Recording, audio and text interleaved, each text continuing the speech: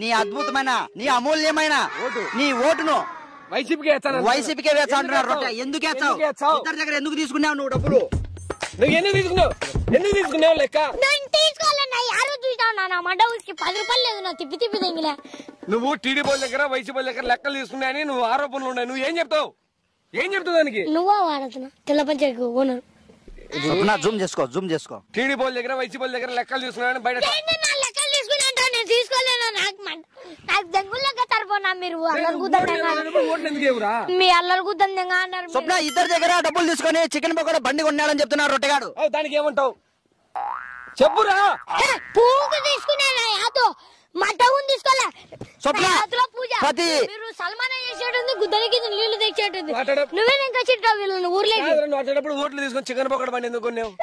నా బండి నా సెంటర్లో కొన్నా. వాళ్ళు ఎవరు పెట్టినారు? వాళ్ళు 2500, వీళ్ళు 2500, జనసేన 2500, 7500 లెక్కతో బండి కొన్నావు టాక్ ఉంది. దీనికి నువ్వేమంటావు? మడ్డ ఊసిపోతా నేను. నన్ను మడ్డలు పడలేదు సార్. చికెన్ పకోడా బండి చికెన్ పకోడా బండే కాకుండా డైలీ చికెన్ 5 కిలోలు చికెన్ కూడా డబ్బులు ఇస్తున్నారని చెప్తాను రొట్టెగాడు. ఏ పార్టీ ఇచ్చాను నీకు లెక్క చెప్పు. ఏదికి ఇచ్చాను? చంపెట్టుకున్నానైనా మీరు దెంగులు ఇంకా చదివిస్తానైనా నాకు వద్దునైనా ఇచ్చిదేంగున్నా. నాకు ఆ పట్టీలు వద్దు సార్. మీకు ఆ పట్టీలు వద్దునైనా నాకు గుద్ద మూసుకొని ఉంటాను.